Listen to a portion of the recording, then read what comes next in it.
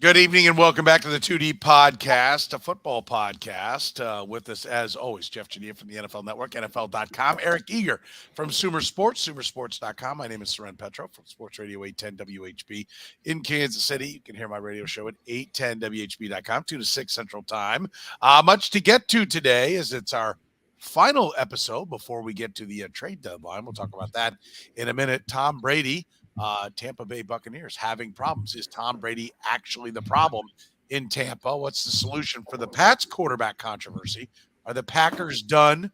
Christian McCaffery make the Niners the NFC's best? Does Robert Quinn make the Eagles the best defense in the NFC and maybe the favorite to win the Super Bowl? Dak or Tua, whose return will make the biggest impact? Bigger surprise, Giants or Seahawks?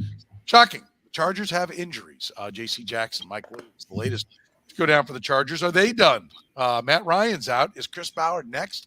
General manager of the Colts. What should happen at the trade deadline? We break all that down, so much more, plus a few ha-has. Gentlemen, welcome. Let's get things started here with the Tom Brady situation.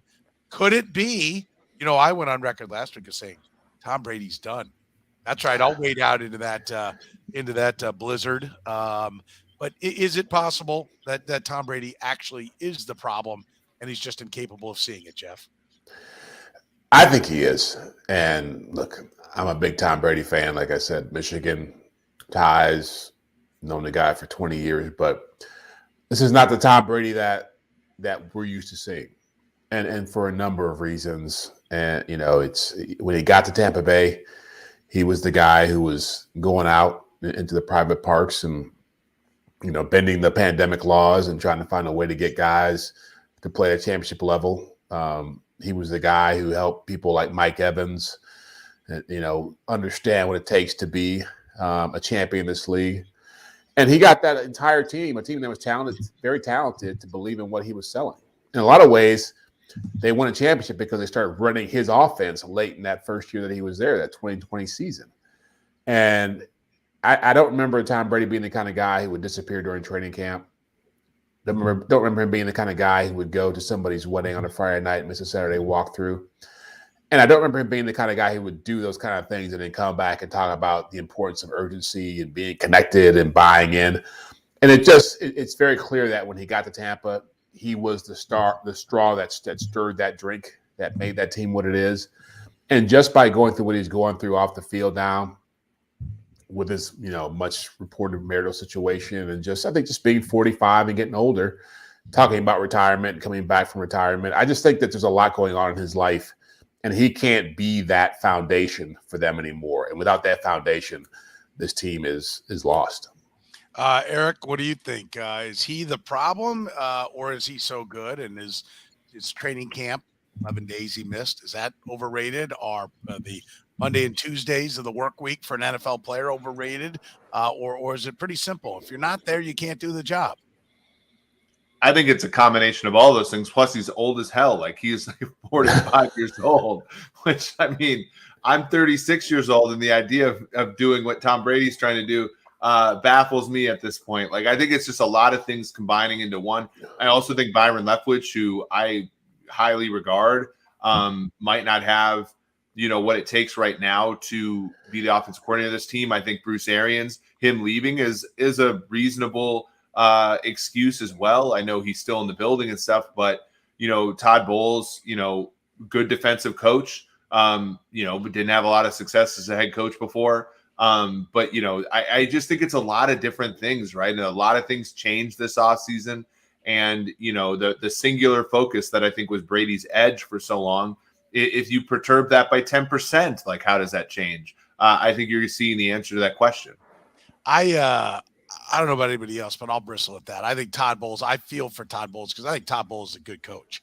I think he did, very good work for the Jets. I think when your personnel blows and your organization is infested, it's tough to be a great head coach. And I think he exceeded what he was given with the Jets. He did great for the Bucs as a defensive coordinator. And now he inherits the quarterback that doesn't want to show up to practice and is untouchable. Like, it can't help but undermine the head coach.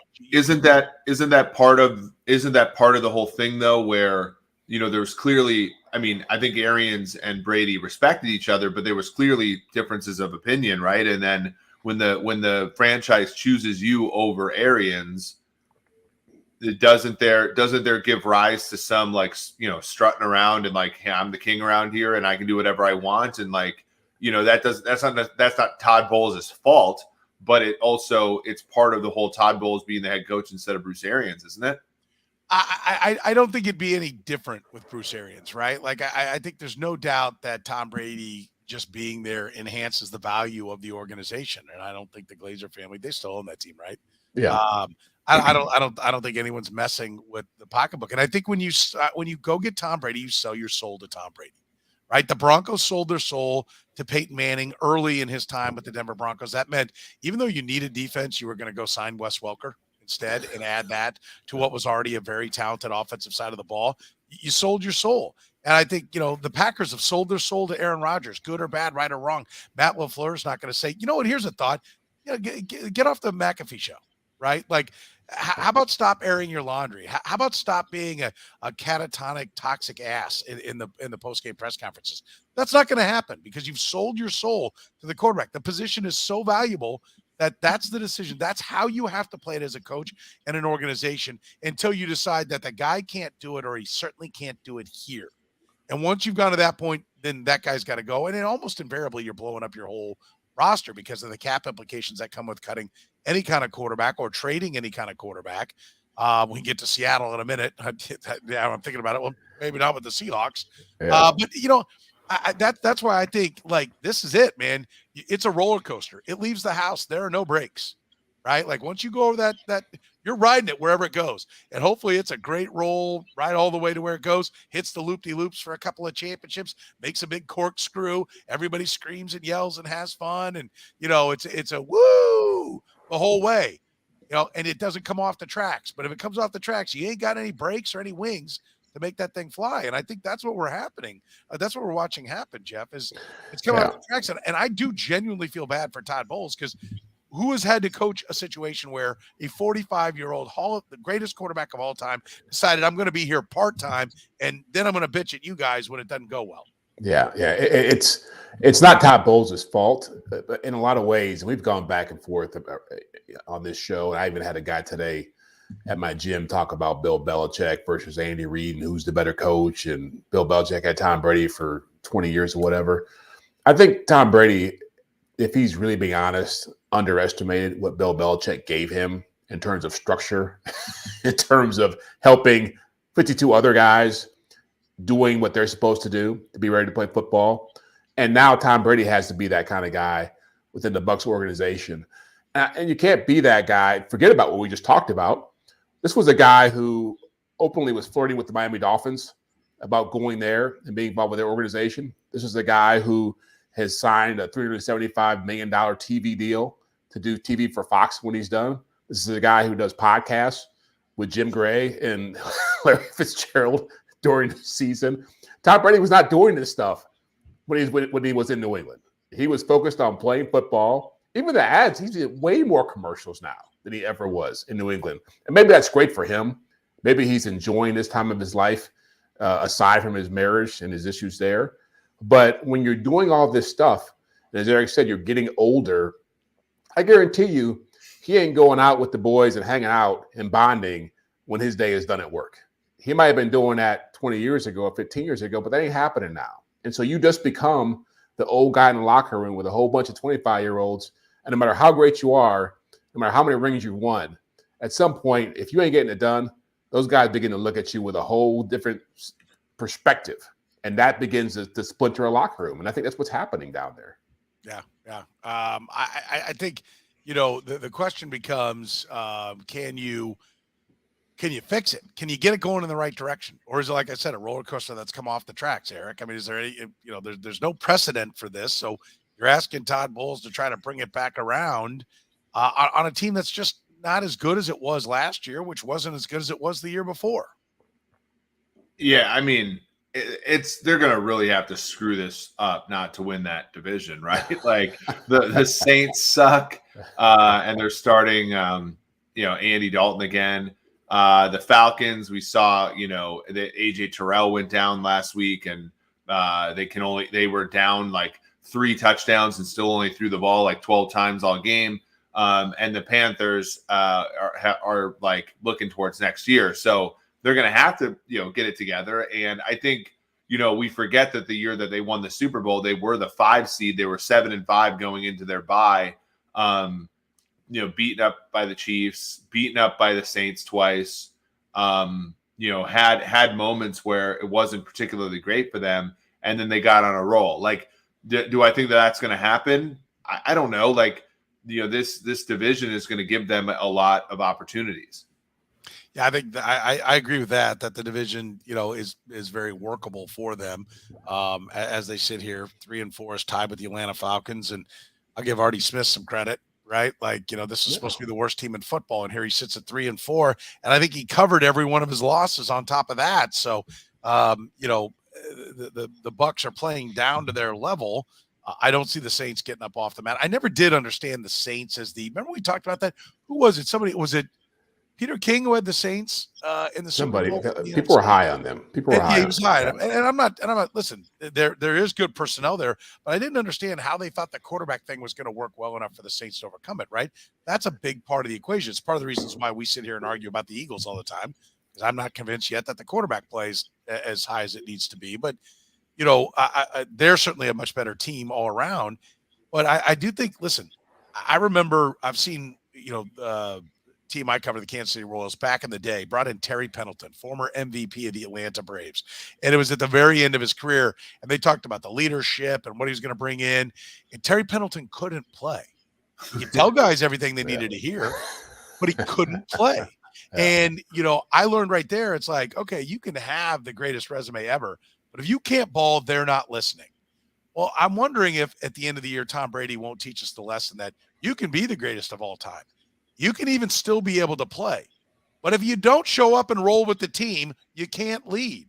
Nobody wants to hear your crap if you're not going to practice and you're not going to training camp, and it all falls flat. And you're a sideshow off the field too, because I remember when Brett Favre played in Green Bay or in Minnesota, I'm sorry. And the second year there, you had the dick pics to Jen Sturger. You had the that was the Jets. That was the Jets, wasn't it? Well, but it came out in Minnesota, right? Yeah. Like that. Yeah.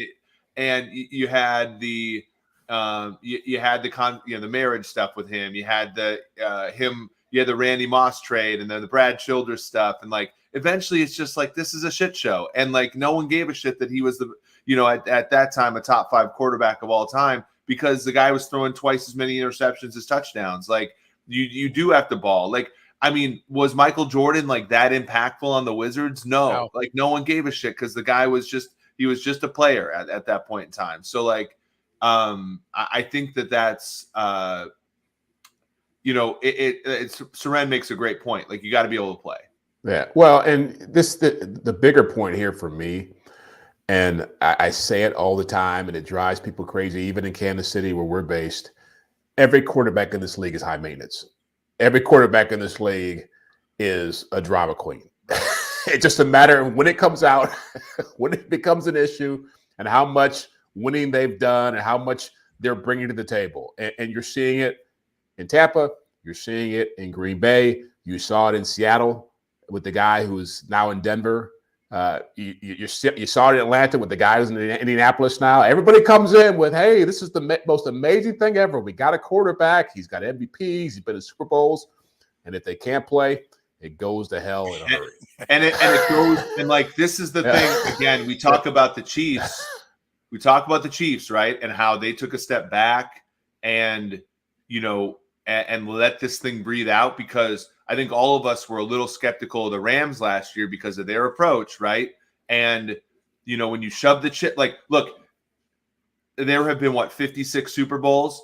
3 of them have been won by quarterbacks who were on a new team at the time, and 2 of them have happened in the last 2 years.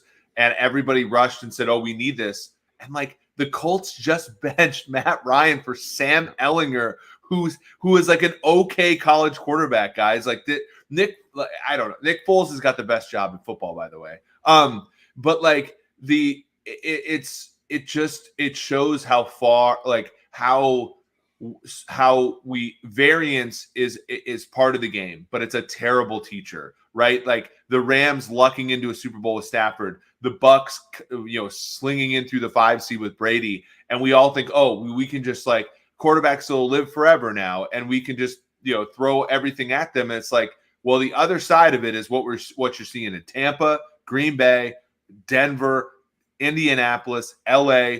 The league is desolate right now. Yeah. By the way, I do love this one. This is great. From Nicholas. When a legend becomes a jag, a tale as old as time. So, so well said. So well said there. By the way, if you're catching us on the podcast later on, remember you can be a part of the conversation on YouTube, Twitch, and Facebook. We also stream on LinkedIn and Twitter when we do the show live, 9 p.m. Central on Wednesdays. So look for that to be a part of it. And if you are catching us on the stream, hit that like, hit that love button. We'd love it. We'd appreciate it. Does a lot for us. Don't cost you nothing. Make sure you subscribe and tell your friends about the podcast and the stream. We appreciate it. Let's talk a little bit about the Patriots quarterback dilemma. Do they have a quarterback dilemma? Should they have a quarterback dilemma? We just kind of threw Tom Brady under the bus, or at least offered the idea that he's the biggest problem. Is Bill Belichick the biggest problem? Like, did everybody rush to a conclusion? Oh, Bill's been through this with Bledsoe and Brady. I don't know. I don't know that it was really like that. I think people might forget. Drew Bledsoe had a artery severed in his chest, and he was out. There was no ability to go back and forth. It was Tom Brady. That's it. He's going to play. When he came back, he made one decision. I'm sticking with Tom, and Brady kept winning. And there was no trouble after the decision. There was no option for 4 or 5 games, and Brady played well during that time. He had a very big decision to make to walk away from, I think, the first $100 million quarterback and Drew Bledsoe, and go to Brady. But Jeff, it wasn't like this where it got bumpy right away. It's bumpy right away. Neither choice, ultimately, in the second half of that game, looked very good on Monday night. Yeah, and Drew Bledsoe was as you said, a far more established quarterback. Probably would have kept the job if Brady had not gone out there and gotten on a roll. Bill Belichick was at a place also where he was close to being fired. I mean, the team was 5-11 the year before and going nowhere. So it wasn't like he was the genius at that point. But yeah, I think that there is an issue here in terms of, I think Bill Belichick is recognizing how much he overreached in terms of thinking, you know what, I can put anybody in a quarterback. I can put players around them. I can scheme it up. I've got Josh McDaniels, and I know I've won 6 championships. And I think he's realizing what a lot of coaches are realizing, that it's hard to win if your quarterback doesn't play well. And Mac Jones was a solid player when he was drafted. He was a solid, option given what they wanted to do. And the idea was that Belichick would do Belichick stuff with him with the defense and the run game. And then Bill Belichick looked up and said, you know what? I ain't getting past Josh Allen with this guy. I'm definitely not getting past Patrick Mahomes or, Lamar Jackson. There's a lot of quarterbacks in this conference, let alone this league, who are young players who are ascending. And Mac Jones, as nice as he is not in that category. So this feels more like Bill Belichick falling in love with the idea of Bailey Zappi being that kind of player, being able to scheme him up. Certainly the offenses, I had not watched them play a full game until I saw them play Chicago the other night. And obviously the offense looked much better when Zappi was running it. But I think it's more about that Bill Belichick is realizing that if I want to keep winning games in this league, I need something that looks more like Bailey Zappi than Mac Jones. I mentioned it. I have a Heisman Trophy vote, and so I would be checking every week what's going on when Bailey Zappi was playing. And I kept, I look at all the statistical leaders and all the different categories, and I'm like, Bailey Zappi. He's up there, 5,000 yards, 60 touchdowns. I'm like, am I going to have to put Bailey Zappi on my Heisman ballot? So I watched him a couple times. I'm like, I got to watch this kid. I can't just look at his numbers. I got to find a Western Kentucky game to watch. And, it seemed then like volume. Like he would definitely put the ball down the field against lesser competition. There was a lot of volume. They were willing to throw it on every down. And that's where I was like, okay, that's I don't see Trevor Lawrence, right? Now he comes in and I still don't see Patrick Mahomes, Josh Allen, right, to compare it to, but he is willing to put the ball down the field. Like he'll let it, and maybe not always right where he wants it, but he'll go down the field. Eric, is that reason enough that he's the guy? Because Bill Belichick recognizes, the old Chuck Knox and Marty Schottenheimer style football isn't going to win, and your quarterback's got to make a play, and this guy's at least willing to try. There are some college programs that I will watch every single week because I think that they're cute. Coastal, Oregon State. I watch the Western Kentucky Hilltoppers every week because I think they're a fun little program. Bailey Zappi is Kyle Orton. He's Purdue Kyle Orton, putting up a ton of stats, gets into the league, is not a complete nightmare. But he's not. I mean, he's not as good as Mac Jones. Like that. The other, like Mac Jones is, has the draft pedigree. He's got, I think so, the injury affected him. We're also talking. I mean, Bailey Zappi had 2 touchdown drives. One of them, he got that tight end leak after a turnover, I think, which is the easiest play to throw in football. And the other one was a good drive. After that, the guy was a nightmare against a bad Bears defense. He lobbed that one over that got picked off by Kyler Gordon, a guy that I know the Chiefs wanted to draft. He threw, Bailey Zappi was terrible Monday as well. So, like, I just think it's more Bill's stuck. I mean, this kind of reminds me of like the 80s Vikings where, like, Jerry Burns is going back and forth between Wade Wilson and Tommy Kramer because they're both terrible. Like, and he just wants the hot hand.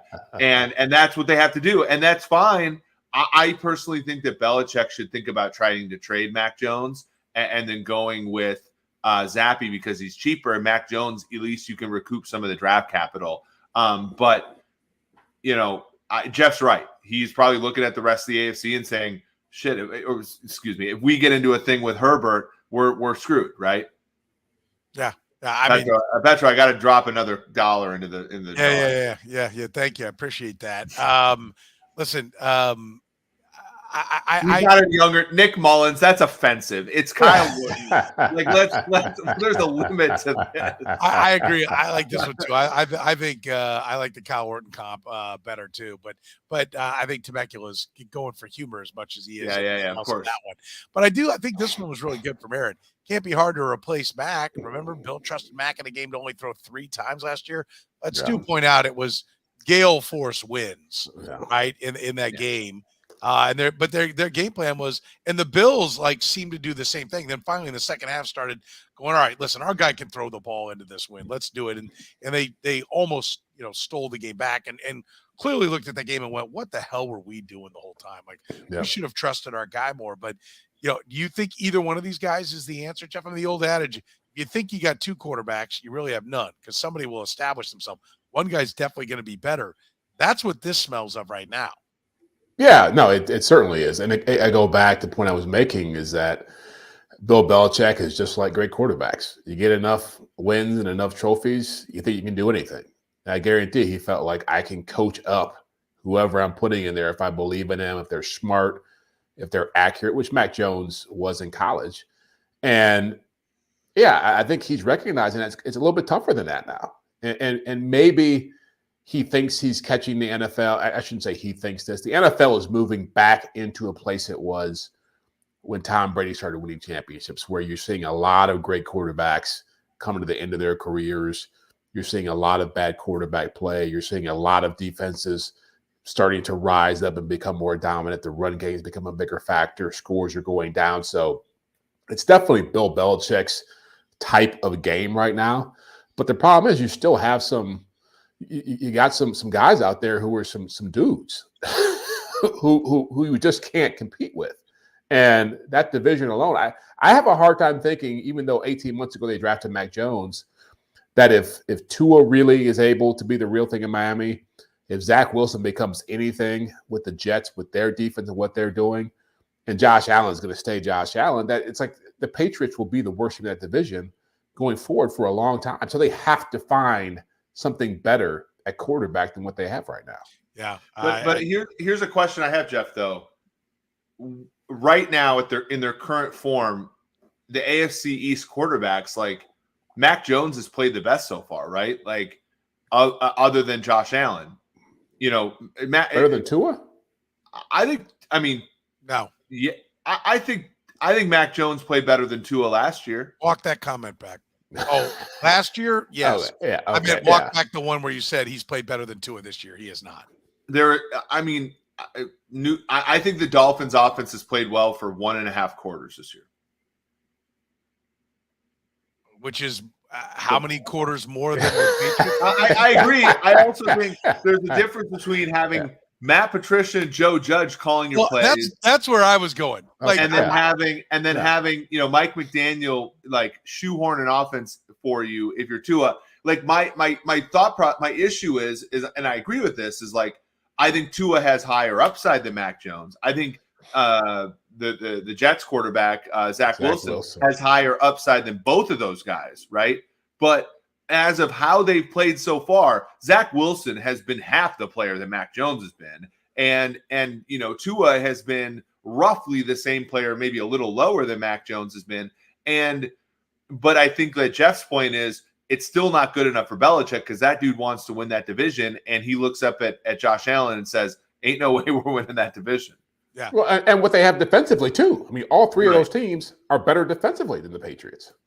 Yeah, and that's a choice the Patriots made, right? No, getting rid of Gilmore, getting rid of J.C. Jackson, Van Noy, Jamie. And that defense got old quick, and some of the guys that they drafted, right, like Duggar and Yushi and guys like that, like haven't necessarily been the superstars that the guys that preceded them were. And that that defense. I mean, they lost Dante Hightower. Like that defense doesn't have the dudes that they used to have, and Belichick doesn't seem like the kind of guy who's going to be cool with running the too high stuff that the whole league is doing. Like that guy wants to be a little different. And actually that defense is like what offenses have been engineered to try to beat over the few years. All right. A couple of them won. Pat's missing McDaniel. I think that's a real question. And the answer is clearly yes. The answer is clearly yes. I think that's, I mean, let's be honest. The Denver Broncos miss McDaniel at this point. And we had a number of other people who said, hey, Bill Belichick, is he getting to the point where he just thinks he can will it to happen? Like if I say it's going to happen, I think when you hire Matt Patricia as your offensive coordinator, you're being ridiculous. You're just, you've got two of your sons on the staff and you bring back your defensive coordinator to be the offensive coordinator. No, yes, Bill Belichick is part of the problem and we can't go without highlighting this.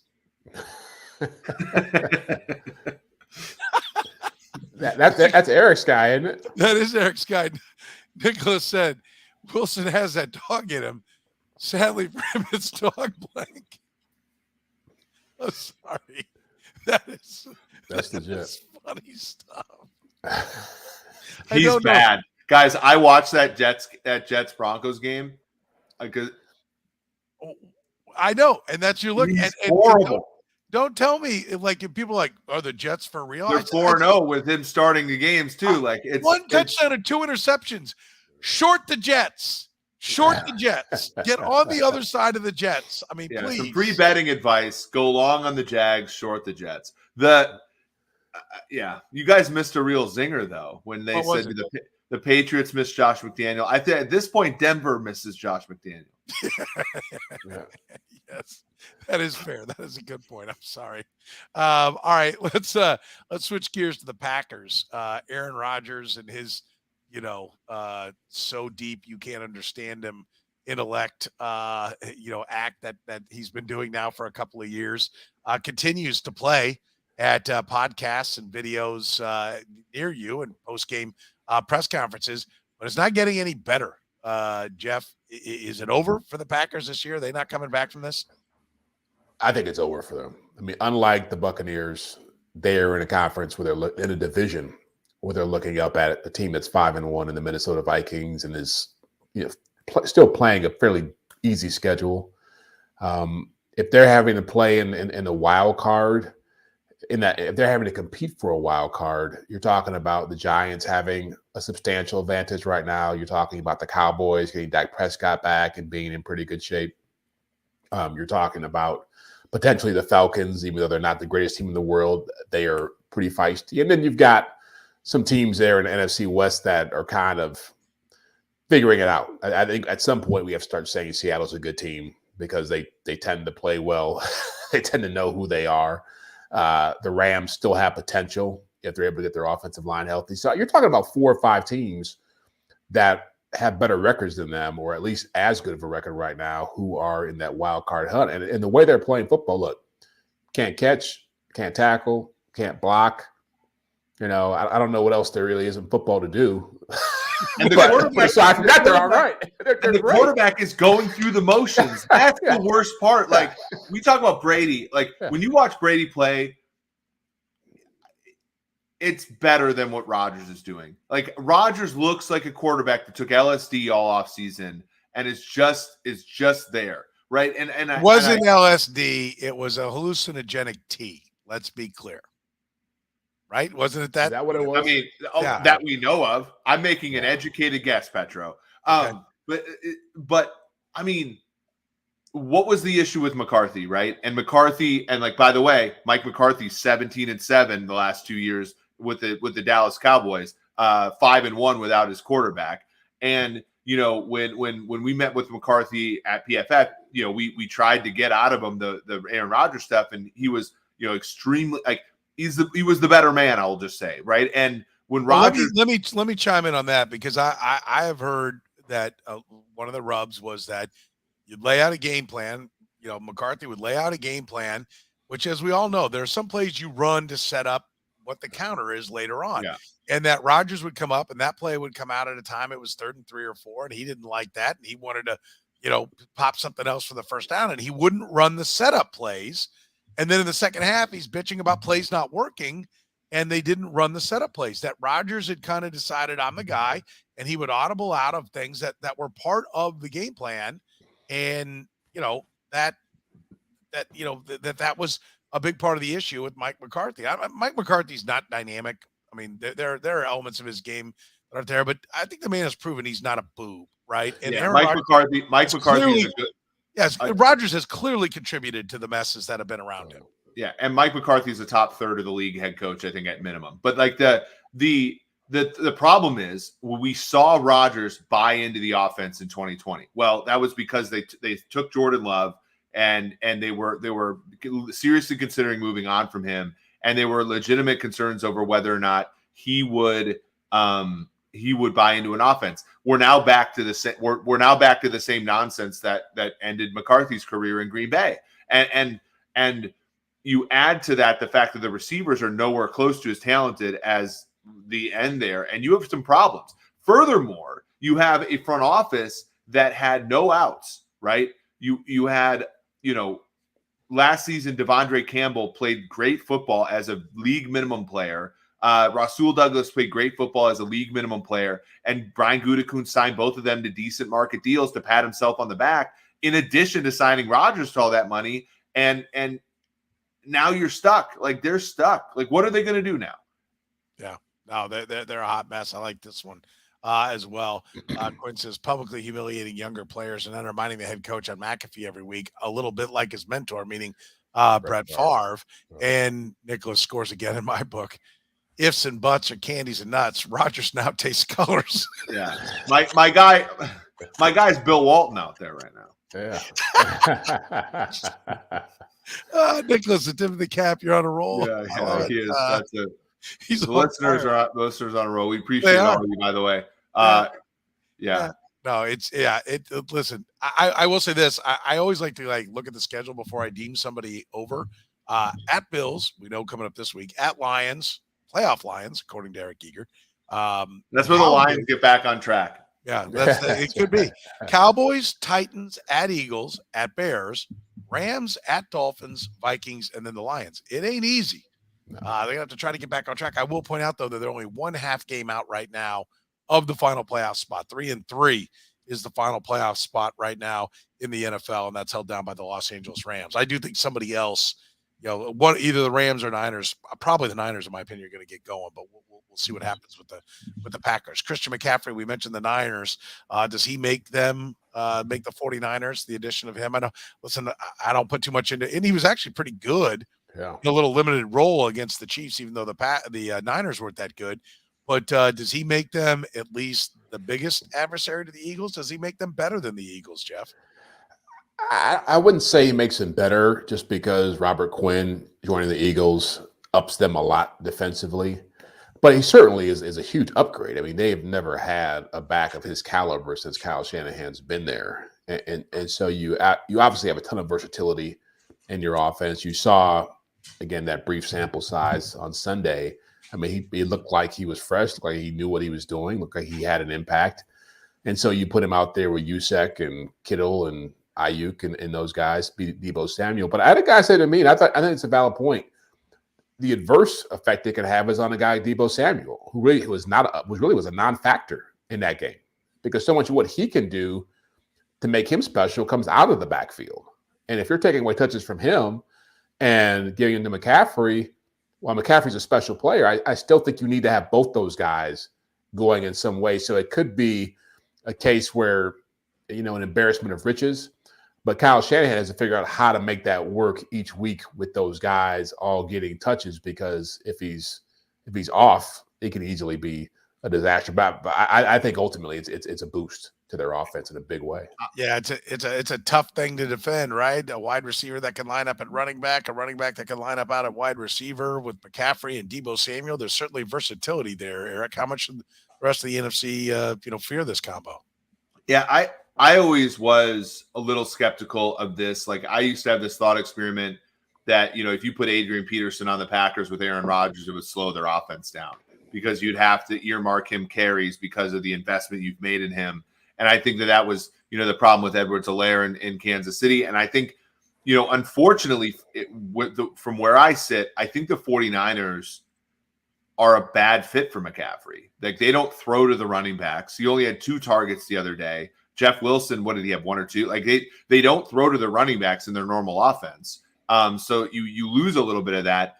To Jeff's point, you're going to have to change your offense to incorporate him, which is going to change the effect of guys like Ayuk, guys like Samuel. Kittle seemed to have a good game and seemed to pick up the slack against Kansas City, but I get a little worried there. I mean, to me, I think it doesn't fit that well, and I think that you're going to have to change some things, and that has me worried. Now, talent-wise, you go up and down that roster when healthy, they're the best team in the NFC.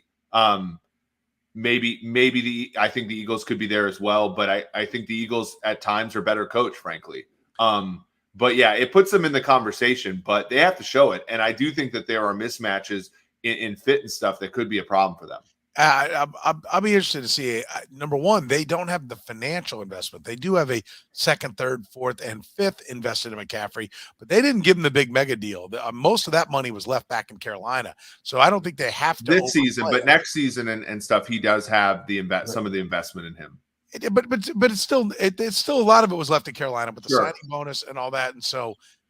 But your point's valid, though. I mean, he's supposed to be the guy to get you over the hump, and so do they become a slave to that and say it's got to all go through McCaffrey because this is supposed to be our final all-in piece? I think that's a great point. It also puts a lot of pressure, by the way, on Trey Lance, for the future of that team. Like, Trey Lance can't not work now, right? Because you don't have any outs at quarterback because of the Trent Williams money, the Deebo Samuel money, the George Kittle money, the McCaffrey money that's going to come up if he has any success here. Like, it puts a lot of pressure, and you have no means to replace Lance. That was always the issue when the Bears, traded for Khalil Mack and went all in a little bit when Trubisky was on his rookie deal. It was like, you don't have the picks to replace Trubisky now. He's your guy. And I think that the Niners are in a weird space where they went all in to try to win a Super Bowl with Jimmy G, and are kind of going all in to be great long-term with a different quarterback in Trey Lance. And that's kind of an awkward situation. Yeah. How about, Robert Quinn going to the Eagles? You mentioned it. Is that the answer to anything the Niners can throw at him, and this solidifies the Eagles as the top dog, Jeff? I think the Eagles with Robert Quinn could have a case of being the best defense in the NFL. I mean, I think that pass rush was already pretty feisty. Hassan Reddick was playing at a really high level for them. And it's that they're back, and they have the best secondary in football with Darius Slay and Bradbury, Gardner Johnson back there. So you add one more pass rush to the mix, and you're looking at the way the NFC is constructed now. Like, who scares you as a quarterback if you're facing that, if you're that defense? There's nobody out there you can't get to. There's nobody out there you can't take control of. If you add a guy who gets 15, 16, 17 sacks in the season to that mix. So yeah, I think just as with the Niners, that was the Eagles' way of saying, we think we're the best in the NFC, and we're going to guarantee it by bringing that was a move I didn't see coming because they didn't need to do it. But it certainly helps them stay on top and puts them in the front runner position again in the NFC. And it shows the value of having so many draft picks, right? Where you, in some ways, like, look, they have Reddick, they have Josh Sweat, they have, obviously Graham and Cox and they're so deep that, like, he doesn't have a lot of pressure on him. Yeah, Robert Quinn has played poorly this year. His pressure rate's 8%. He has 1 sack. 2 years ago, his pressure rate was 8, and he had 2 sacks, and then he sandwiches them between 18.5 sack and 11.5 sacks. He's an enigma, and I think with this trade is a really good trade because he goes to Philadelphia, and all it is it's gravy, right? If he stinks, there's going to be the same team, and they still have all the same draft capital because they had too many picks, frankly. And then the Bears, it's great because you don't want to build around Robert Quinn because every other year he's a dud. But you can get a 4th-round pick for him and get the $120 million in cap space they have next year. It's an example of a great trade, and I wouldn't be surprised if Roseman was thinking, we just want to keep him out of some of these other teams. We want to keep him from Green Bay. We want to keep him from San Francisco, from Dallas, or even a team like Kansas City who, could use him possibly as well. The Chiefs don't have the money, but, I think it's, that is where when you think about, and again, this is important for Chiefs fans and fans for the rest of the league, why you stockpile draft picks, why these assets matter, because you can make moves like this that are strategic and screw over other teams and don't even help you that much. Like I think like Hassan Reddick's a better player than Robert Quinn. Josh Sweat's a reasonable player relative. Like this is just a luxury signing for them. I do think I'm with you on the picks being the deal, like having those picks and having those assets to be able to go over and get them. And I would add in having the cap room, right? Like that's one of the things that they had, that they could absorb the contract and make it happen. You mentioned Kansas City. They don't have as much cap room. This would have been really difficult. They would have had to have done something else to make this fit, but it is why you have them, because you have a chance to go get a guy that can make a difference. And we'll see if that is the final piece of the puzzle. It certainly gives the Eagles more depth, but I think it's also somewhat a statement by the Eagles that they know that they're not going to go win a boat race, right? Their path there is Raven-esque if they're going to win the championship. I mean, they right now are plus 12 in the turnover differential, and I think they're a very good team. They take care of the ball and they take it away, but that's double what anybody else is in the NFL. History tells us that they can have a good year, but if they finish plus 12, they've probably done pretty good, right? Like, it's been, if you do finish plus 12, that means you were even the rest of the way, and it's going to be tough to, you're what are we talking about what do we think in the last 11 for the Eagles, right? If they're even on turnovers, because they're averaging plus 2 a game. Oh, wow.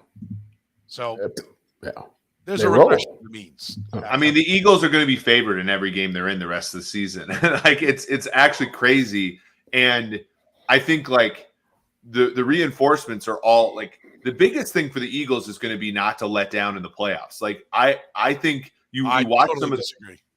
Oh, I agree with you that like I had a thing today on our There Can Be Only One where I posed the question, are the Eagles in the Super Bowl, right? Do they represent the NFC after the Robert Quinn trade?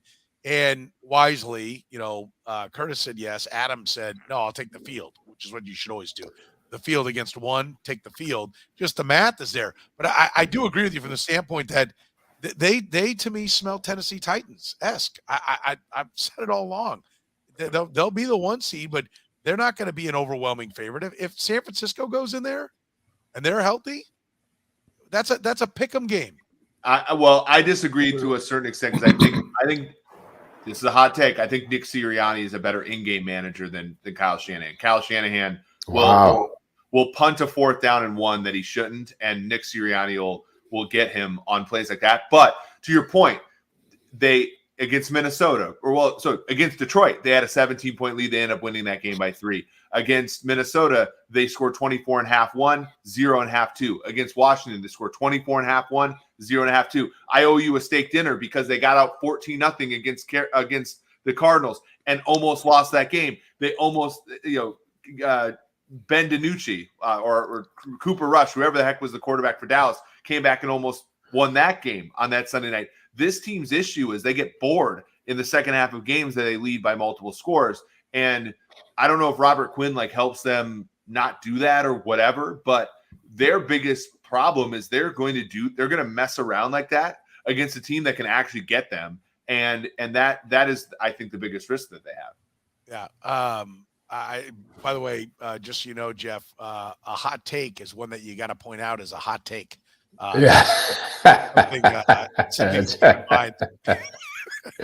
Sirianni's done. Yeah. I'll say this: Sirianni's done more with less than Kyle has. Kyle's done medium with great, and at times, and then has done poorly with great at times.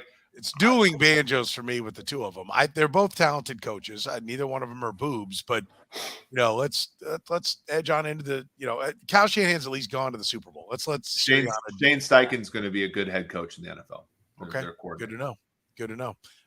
Dak or Tua, who will have the biggest impact here moving forward, Jeff? Tua. I mean, it's easy to forget. He's better? I don't think Tua's better. Dak is better. I just feel like Tua has more things around him. He doesn't have the Cowboys defense. Yeah, I don't know. I think I give the Cowboys a little bit of an edge in defense because they have Micah Parsons and that defensive line. But the Dolphins' defense is good. They just lost a safety the other day. But, I mean, their corners are good when they're healthy. They get after you man to man. But when you have Tyreek Hill and Jalen Waddle and Gesicki and an improved offensive line, Raheem Mostert has played well for them. There's a lot of weapons there that you just don't have in Dallas. And so the thing that Dallas learned when Dak was gone, that they had to play football that way to win games this year. I think that they still felt as if, okay, Dak can go out there and he can make CeeDee Lamb work and banged up Michael Gallup and Dalton Schultz and old Ezekiel Elliott. They got back to a place for Cooper Rush where they said, let's run the football, control the clock, play good defense, get after the quarterback. That's our path. And so I just don't see Dak being put into a role where he's going to be the guy he was last year where they led the league in scoring and they had all these weapons around him. Unless they make some big trade at the trade deadline, which I don't see happening. Whereas I think Tua, that Ravens game, Eric, is right. He wasn't Patrick Mahomes, Josh Allen-like in the first 3 games, but that Ravens game showed you what they could be. And I think he was ascending to a place where he was going to be playing at a pretty high level all season long before his concussion stuff started. So I think now that he's back, he's playing, I think that team will get back to what they were before, which was a pretty good football team headed towards the playoffs. I think they're kind of similar players, Eric. I see Tua as a good point guard, right? Distribute the ball. You give him talent. He distributed the ball to the tune of almost 500 yards, right? He's not going to drop back and shove off a linebacker that's blitzing, shove him to the ground, Ben Roethlisberger style. He's not going to run through tackles, Josh Allen style. But if you scheme well and talent around him, he can get it done. I kind of feel like Dak's the same way. We have more evidence that Dak's not going to get it done in the biggest of games, right? That seems to be, and I don't know that either one of these guys are someone you want the ball in their hand with 13 seconds and you need to get a field goal. Neither one of them are getting it. Neither one of them will push the ball down the field to the level that you need to do to pull off what Patrick Mahomes did against Josh Allen, right? That's not going to happen. You're going to have a day on the rest of your team to get it done. But I think I kind of agree with Jeff. I think Tua, more so because I think Cowboys looked like they were in pretty good hands without Dak. I think the Dolphins are reeling without Tua. Yeah, Dak, I think is a very good processor. I think he goes to the right places with the ball. The thing I worry about with Prescott now is he's eschewed a lot of where his value came from when he was younger, which is when he ran the ball, and you see that with Russell Wilson too, where you started to see it when they got desperate in Denver. Russ ran the ball and they had effective plays, and you're like, well, where was that the whole time? I think sometimes when these quarterbacks get the big deal, they stop running. And as we saw Monday night, quarterbacks running the ball is a super efficient play. And so I have issues because I think Dak is a bad injured quarterback. Dak was MVP caliber until he hurt his calf last year. He comes back, they get shut out basically by Denver the week he comes back. And he was basically kind of just meh the rest of the season if he wasn't facing an NFC East team with no players. And last week, I know the Detroit Lions defense is vaunted and one of the best in football, but like that team was not like the Cowboys couldn't move the ball against Detroit for most of that game. And it was, again, I think Dak's a bad injured quarterback. If they're both equal strength, I think Dak is a little superior to Tua because processing, I think he knows where to go with the football. But given that it's not clear that he's going to be healthy the rest of the year, I would also say Tua a little bit ahead of him, especially given the weapons he has are a little bit better. I love CeeDee Lamb. I think he's a great player. But beyond that, at the receiver position, you're hoping Gallup comes back from the ACL better than he's been so far, and that's a long shot. Yeah, I'll say this. I think Dak, bigger, stronger guy. I know he's been hurt, but you feel like he ought to be able to absorb more. Anytime anyone gets around to it, you're like, ooh, I'm not sure about that. So, yeah. I mean, Tua might develop into a very good quarterback. You're always going to need a quality backup. There's a little bit of Montana later in his career, right? Like when he's out there playing, it's great, but he's going to be a little bit fragile. I think that's something that, until he's put together a couple of seasons of 16 games, people are going to wonder. And that's been done. Matt Stafford was supposed to be Mr. Brittle, and then he played like 8 years in a row without missing a game. Bigger surprise for you, Jeff, the Giants and the Seahawks? It's a tough one, man. I'm actually going to this game, and if you had asked me in week 1 if I'd be at a Giants Seahawks game in week 8, I would have laughed at you. I will say Seahawks. I will say, as much as I was down on Daniel Jones and whatever they have in that offense outside of Saquon Barkley, the story of Geno Smith is amazing to me. It's inspirational. It's fun. I think after week 1, we all kind of thought, oh, this is cute. Geno outplayed his predecessor in Seattle. They're getting the best out of Geno. And 7 weeks later, he's still doing it. He got shut out week 2 against San Fran, and it honestly just the guy has been blacked out for the last 6 weeks because early on, they went 3 of the first 4 quarters of the season without an offensive touchdown. So he's gotten better. It's not even like this random, And so it's like he's the epitome of a guy who's figured out how to last in this league when you don't have elite talent, which is take care of the football, keep your team ahead of the chains. And again, I mean, they've had, granted, the Chargers are a mess right now, but and Kenneth Walker was out of his mind in that game, but he's done some things with his offense, and Pete Carroll's done a pretty good job because the defense was so bad to start the year out. And so now they're kind of figuring it out without Jamal Adams there. They got a really good rookie corner in Tariq Woolen. These guys they drafted up front are playing well for them. It's just, I think that their Pete Carroll is doing more with less in Seattle, and I love the Brian Daboll story, but I just think I just thought Seattle was not even going to be anywhere close to what they are right now. Yeah, I agree with Jeff wholeheartedly because I think the Giants are winning games surprisingly, right? The Giants are who we thought they were in a certain sense. Daniel Jones is kind of a 4 out of 10 quarterback. Saquon Barkley, when healthy. I watch him and he looks like Adrian Peterson right now. When he cuts back across the field, he has that jump cut thing where he's just running dangerously. We all knew Kenny Golladay sucked. We all knew that they didn't have much of a tight end. We thought Evan Neal could be okay. I hope he comes back okay. Andrew Thomas has been wonderful. The defense, they have players up front that can play. But none of them are playing out of their minds. They're just winning games kind of luckily. And I think Dable is somewhat sharp as a head coach to that. But the Seahawks, the other thing that Jeff didn't say though, is the Seahawks are having a New Orleans Saints 2017 type of draft, right? Where you go, Abraham Lucas at right tackle is playing well. Charles Cross at left tackle is playing well. Kenneth Walker's a stud. Tariq Woolen's a stud. Kobe Bryant, Mamba mentality is a stud at the other corner. Everybody they drafted is good. And that can turn a franchise around really fast. And then you add to that the fact that Geno Smith is playing wonderful football. And again, this comes back to Green Bay and Denver. He's buying into the offense. When that dude hits his back foot, he's making the throw the majority of the time. And when he does scramble, he has the athleticism to make plays on his feet. Like, it's a perfect storm right now. And so for me, that is the most surprising for a number of reasons. Yeah, I think I want to say it's Geno Smith. And we had some people that, number one, because in 2013, Chiefs had the number one overall pick. So some of our Chiefs fans are chiming in. Geno would have won a championship for the Chiefs. Josh said the same thing. You know what really chaps my ass as a Chiefs fan after all these years, could have had Geno Smith. And then he, of course, I think we're okay. Kidding, of course. Yeah. I think that's where it is. But it is.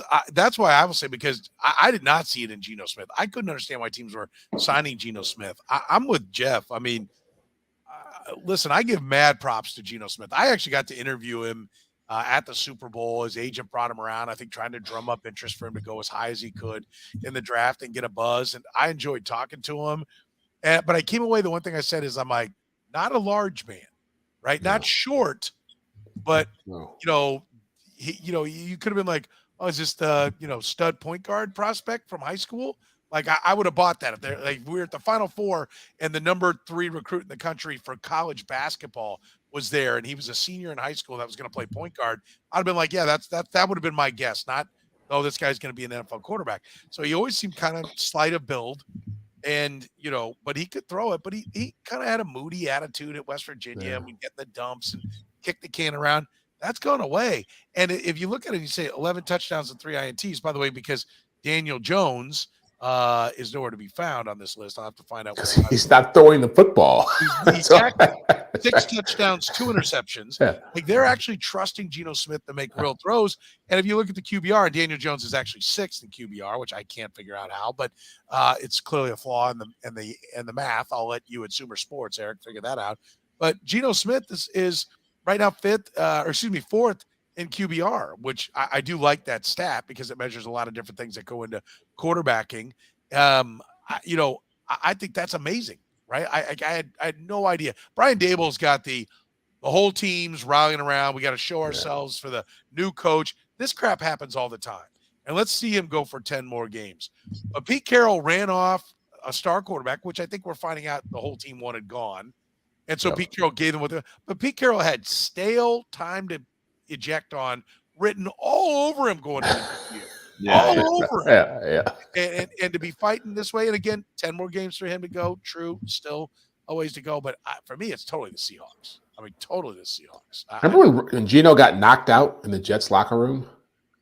He got punched in the face, knocked out. Yeah. Who did it? Was it Thomas Jones? IK and Impali, right? Yeah. Is that who it was? Yeah. So you're talking about no one, by the way, no one was mad at the dude for punching Geno out. And and my guy's a flat earther too. Like there's some weird things in Geno Smith's past. Yeah. Oh, and I, honestly, I mean, look, he can think the world is whatever shape he wants the way he's throwing the ball. Yeah. How about this one? Yeah, that's quite a throwback. That's for sure. Yes, there's some of that's going on. That this is going to be the new Herschel Walker trade. Russell Westbrook. Those are bad trades too. Russell Wilson being traded is looking like that for sure. All right, let's talk about the Chargers. They've now lost J.C. Jackson and Mike Williams. Jackson for the year. Mike, and he frankly wasn't even. And Jeff, I think I heard you say this on my radio station today when you were on with the Border Patrol, that he wasn't really playing that well to begin with. No excuse. I mean, he could have assimilated in better over the course of the rest of the season. That was a big ticket signing.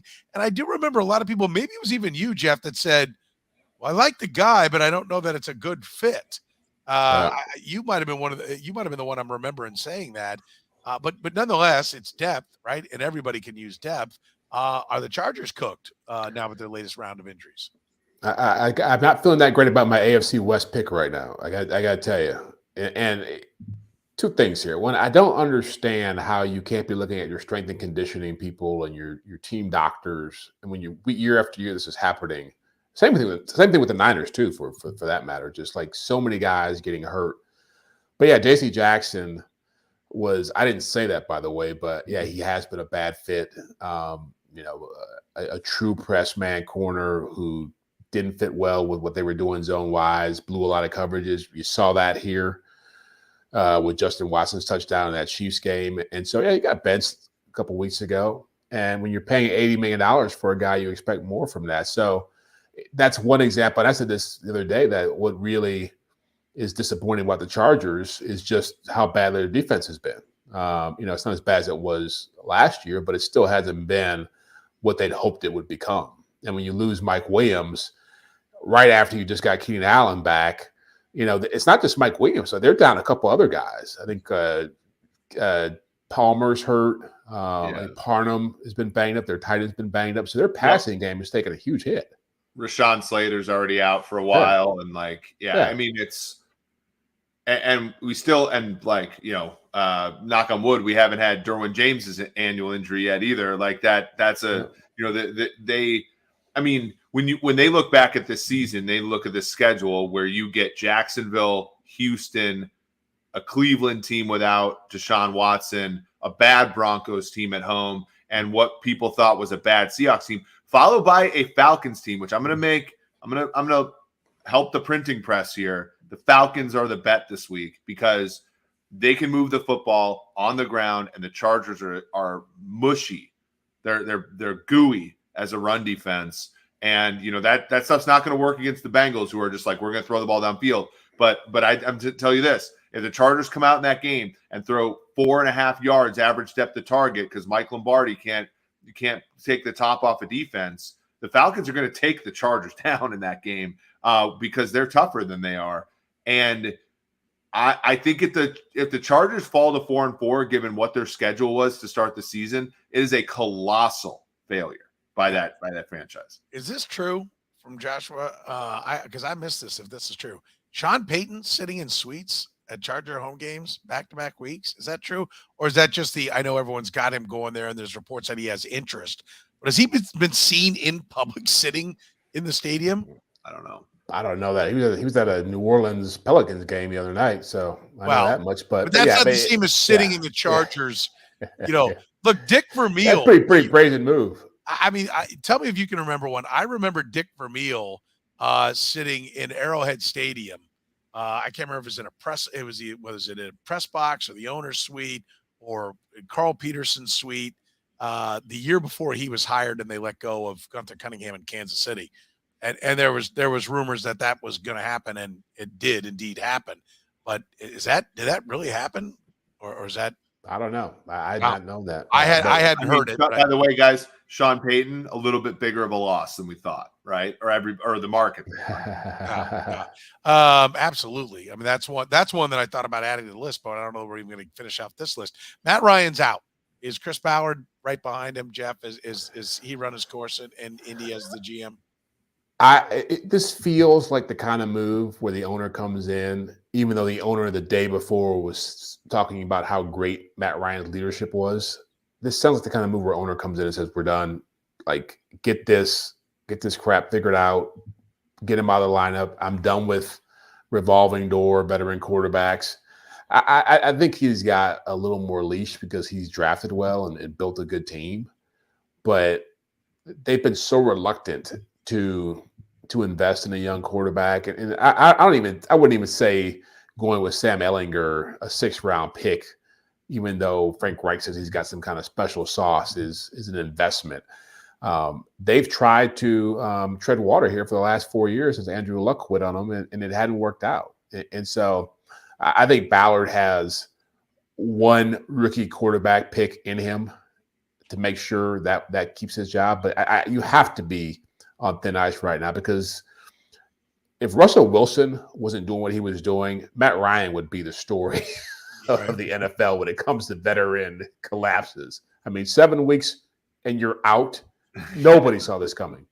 Listen, I mean, that's like Jeff George, Washington Commanders bad, right? Like, where they cut him after 2 weeks. Like, Ballard is a great example of why, the nerds like us say positional value matters, right? Because Ballard's a good drafter. He drafts good players, but they are guards, right? Yep. They're running backs like, Jonathan Taylor. They're, linebackers like Shaquille Leonard and Bobby Okereke.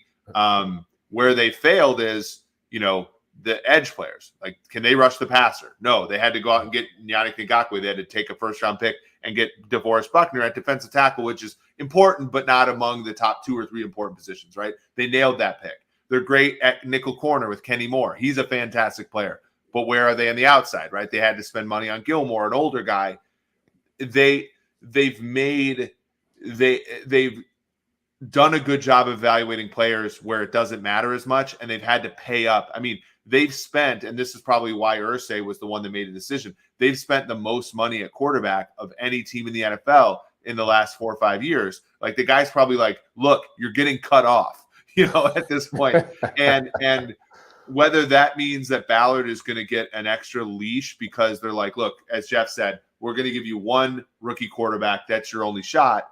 Or whether they just cutting him off and saying, look, you're embarrassing me right now. If Matt Ryan gets hurt and we have to pay him next year all that money because he's got an injury guarantee on the third year of the third day, like, if the Jimmy G thing happened to Matt Ryan, it's going to cost the Colts a lot of money. And so they're sitting him because they're trying to save some dollars. I don't know if them sitting them is the signal that Ballard is safe. Yeah, I think it'll be interesting. First of all, their owner's a wild card. And I will say this, like, that I think Matt Ryan can maybe come in and soft toss his way around a team that ran the ball and played defense.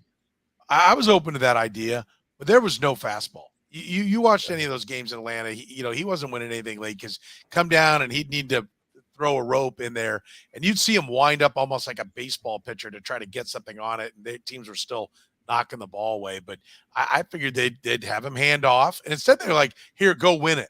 You're vintage Matt Ryan. Win this thing for us. And it was never going to work like that. All right, trade deadline will happen before we talk again on Too Deep. Jeff, what should happen at the trade deadline? Jerry Jeudy should get traded. The Denver Broncos need to move him just because I think he's a talented receiver. He and CeeDee Lamb were the 2 best receivers in their draft class.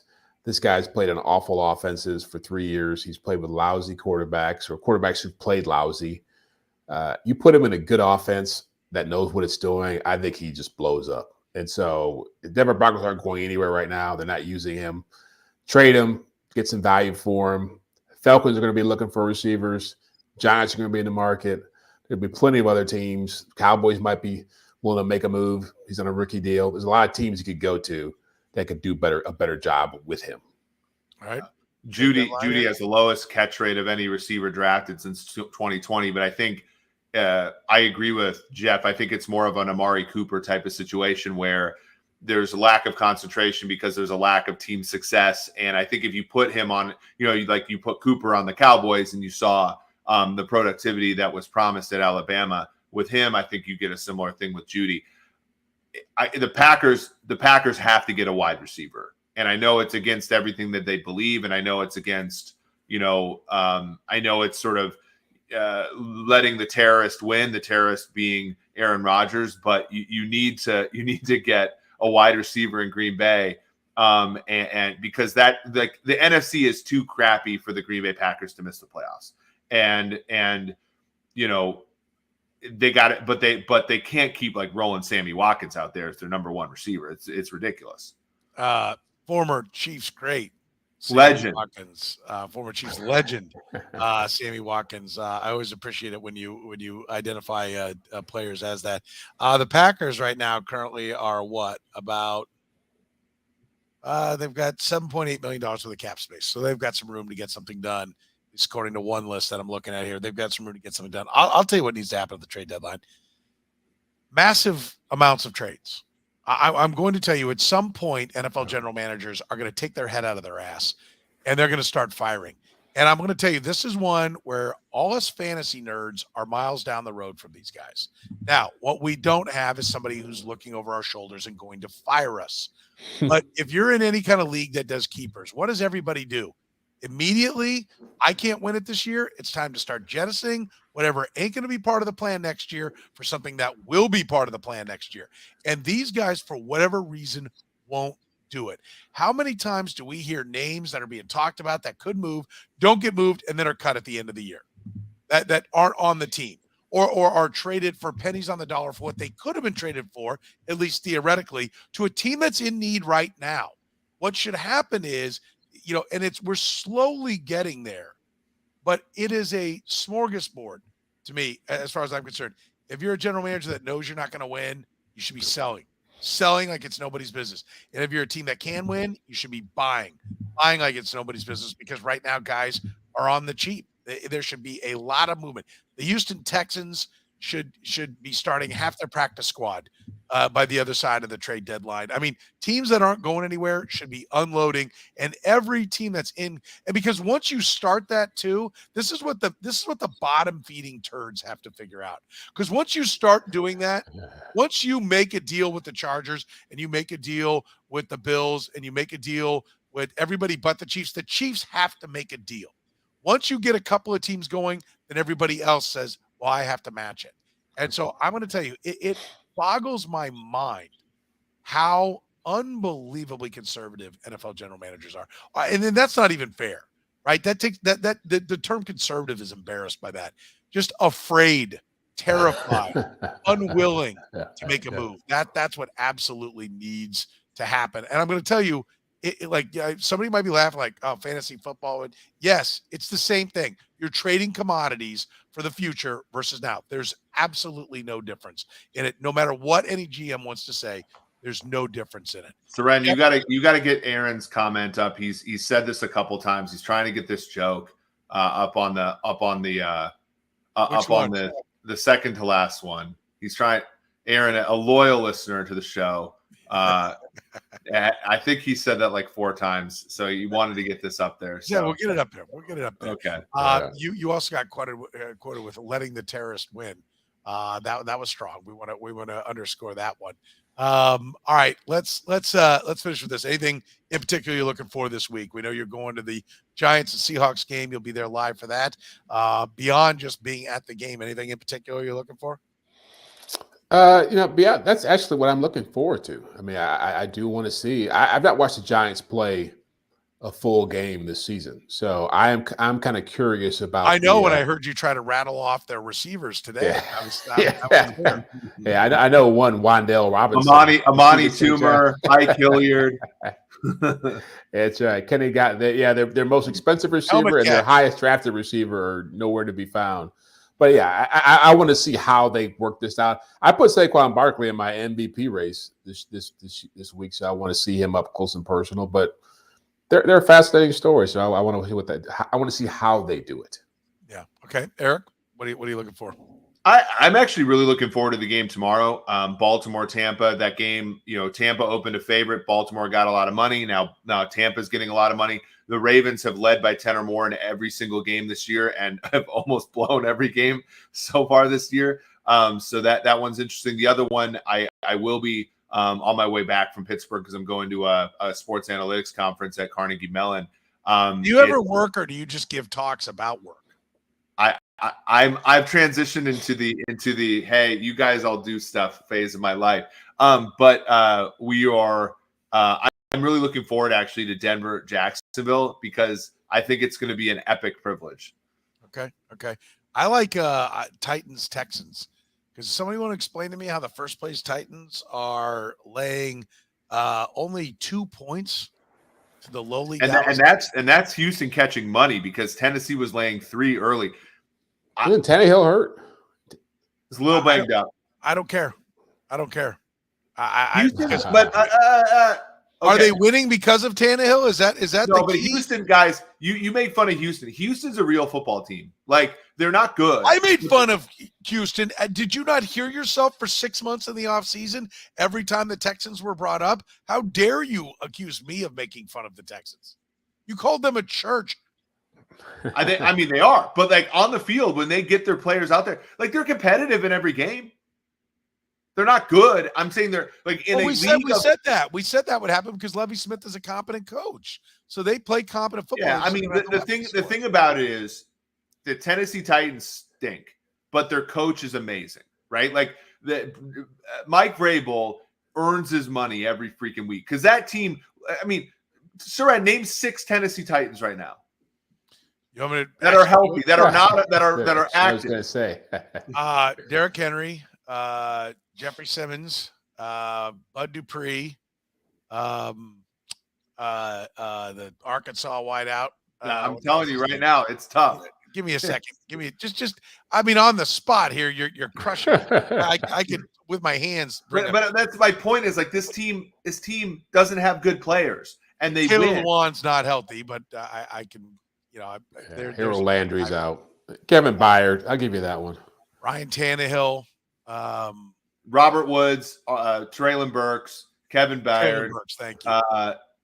But like Zach Cunningham's hurt. Like all their players are hurt, and that dude wins for football games. Like I think Mike Vrabel is the next. Like he's the next Mike Tomlin. I think like as far as winning football games non-analytically, but just being a good coach. Like I think Vrabel is that guy. Yeah, and I will end with this: asking Soren to get 6 names correct. That's a tough ask of any coach. That's right. I'm surprised you didn't call him like Brad Tannehill and that's right. Kevin Durant, Ryan Mallett. I called Ryan Tannehill Steve Tannehill for like his first 3 years, who was a long-haired quarterback with South Carolina back in the day. It's spelled differently. I don't think they're related. So, yes, I do have a problem with that. The only other thing I'd say is I'm looking forward to the Lions unleashing the fury and beginning their playoff run. But we'll save that for another time. I want to thank everybody. You can't hurt me as much as the Lions have. I want to thank everybody for joining us here on Too Deep. Remember, if you catch us on the podcast, we stream it live Wednesdays at 9 p.m. You can be a part of the discussion as many people have tonight. Nice job in the chat room for everybody that's checking in on Facebook, YouTube, Twitch, LinkedIn, and Twitter as well. I know you can't comment there, but catching us there, we really do appreciate it. Remember, hit that like button, hit that love button, subscribe if you would, tell your friends. Come on. Get everybody involved in Too Deep. We would appreciate it very much. So for Jeff Chadiha from the NFL Network, NFL.com, Eric Eager, it's Sumer Sports, sumersports.com. My name is Soren Petro. You can see my show. Listen to it really at 810WHB.com. Thank you very much for joining us here tonight on Too Deep.